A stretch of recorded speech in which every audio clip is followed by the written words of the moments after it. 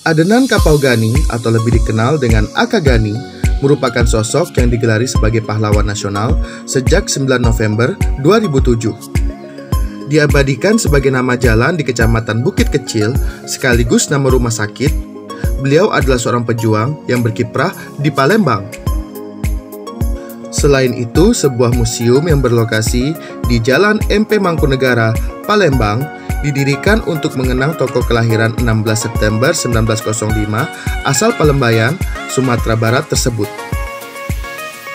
Museum Majen TNI Purnawirawan Dr. Akagani dikelola oleh GI Prianti Gani, anak angkat beliau yang masih menyimpan sejumlah koleksi Dr. Akagani. Ibu Prianti Gani kemudian menjelaskan proses berdirinya museum. Mengenai sejarah Museum Akagani ini, pada saat itu pada tahun 2004 Pemda sedang melakukan penelitian untuk Pak Gani diperjuangkan menjadi pahlawan nasional. Jadi kita pakar budayawan, akademisi, gubernur maupun para veteran memberikan masukan kepada kami bahwa coba deh buka dokumen-dokumen tentang Dr. Akagani. Siapa sih sebenarnya Dr. Akagani?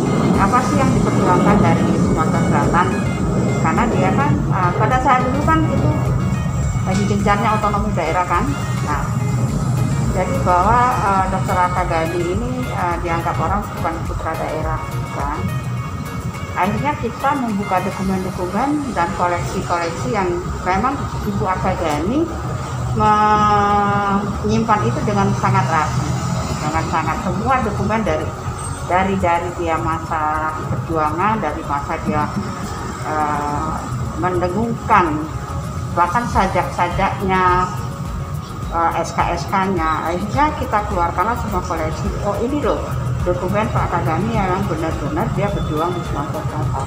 Akhirnya daripada kita menumpuk, karena kan Ibu Akagani meninggal tahun 2002 kan, akhirnya kita bikinlah museum ini. Tanggal 15 Januari 2004 realnya. Januari 2004 ya. Itu ulang tahunnya Ibu Mastura. Kita ambil tanggal itu karena ulang tahunnya Ibu Mastura. Bersama dengan Museum Balaputradewa, dengan Museum SMB 2, dengan Dinas Kebudayaan Kota Palembang, dengan Dinas Pariwisata Kota Provinsi, Dinas Kebudayaan dan Pariwisata Provinsi. Karena memang kita kan di bawah naungan mereka. Meskipun museum ini dikelola secara swadaya, Ibu Prianti berterima kasih kepada pihak Museum Balaputradewa yang ikut membantu dalam penataan, serta sumbangsi para relawan. Sebagai pengelola museum sangat berterima kasih dengan Museum Balaputradewa yang telah memberi perhatian. Kita tidak hanya untuk materi, tapi ini bentuk. Lebih lanjut, beliau menjelaskan jumlah koleksi dan ruangan dalam museum.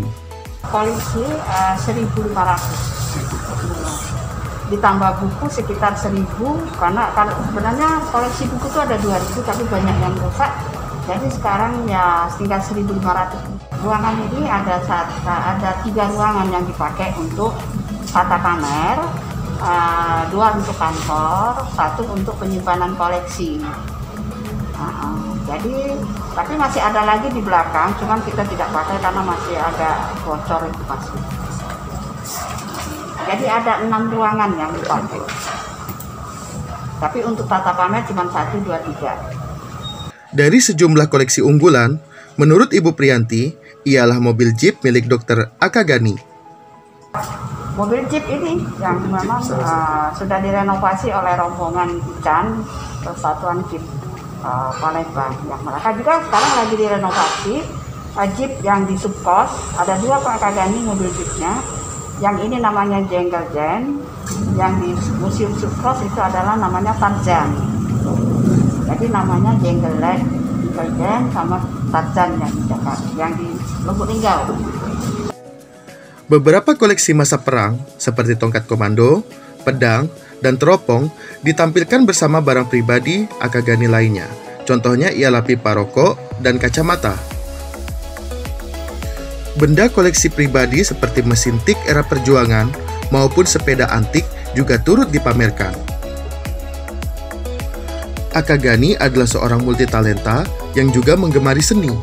Ia mengoleksi sejumlah lukisan dan bahkan pernah membintangi film berjudul Asmara Murni tahun 1941. Sebagai seorang lulusan Stovia atau sekolah kedokteran, Akagani mulai berpraktik sebagai dokter umum di Palembang sejak 1940. Alat-alat kedokterannya dipamerkan di museum ini.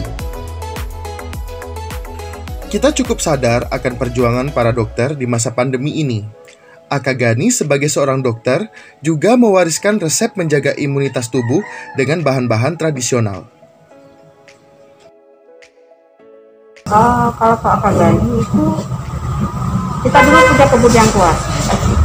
Jadi semua tanaman, semua buah-buahan yang bisa ditanam di daerah tandus ya. Karena memang tandus tuh, kita cari air itu susah banget. Jadi pertama dia jeruk.